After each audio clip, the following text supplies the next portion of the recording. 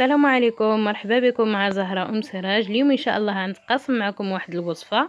كيف ما كتشوفوا عندي هنايا 7 د الحبات د القرنفل، وعندي 2 د اللارنجات، ماشي البرتقاله البنات، هذا اللارنج.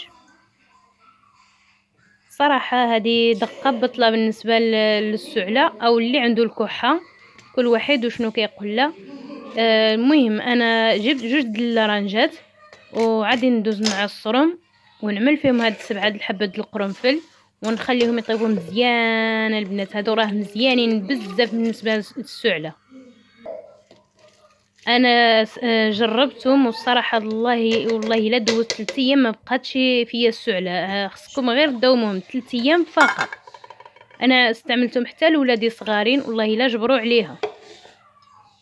وجاتني هاد الفكره، قلت علاش اللي ما نتقاسماش معاكم والانسان يعملها احسن ما بنادم ما يشري لك الدواء الفارماسيا. من الاحسن الحاجه طبيعيه احسن كتستعملها في المنزل ديالك، يعني حاجه طبيعيه.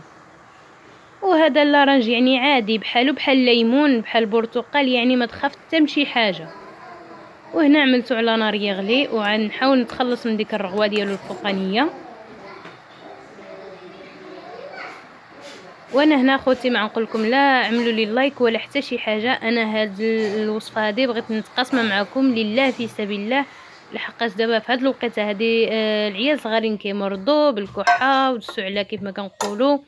عليها بغيت نشاركها معكم. والله ليله 3 ايام ما يبقى فيكم حتى شي حاجه باذن الله سبحانه وتعالى. وهنا غادي نعمل واحد المعلقه كبيره د العسل. انا استعملت هاد النوعيه هذه، تقدروا تعملوا اي نوع د العسل بغيتو نتوما. ما كانش عندكم العسل تقدروا تعملوا غير السكر، يعني كافي. وهنا من بعد ما حركته مزيان وطبخ لينا ديك القرنفل في اللارنج، هنا جبت واحد 3 د الكويسات وهنا غادي نفرغ الوليدات حتى هما يشربوه. واستعملتهم دابا اليوم 3 ايام باش استعملت لهم هاد الوصفه هذه. وكنتمنى الوصفه ديالي تنال الاعجاب ديالكم وبارطاجوها مع الاصدقاء ديالكم باش حتى هما يستافدوا.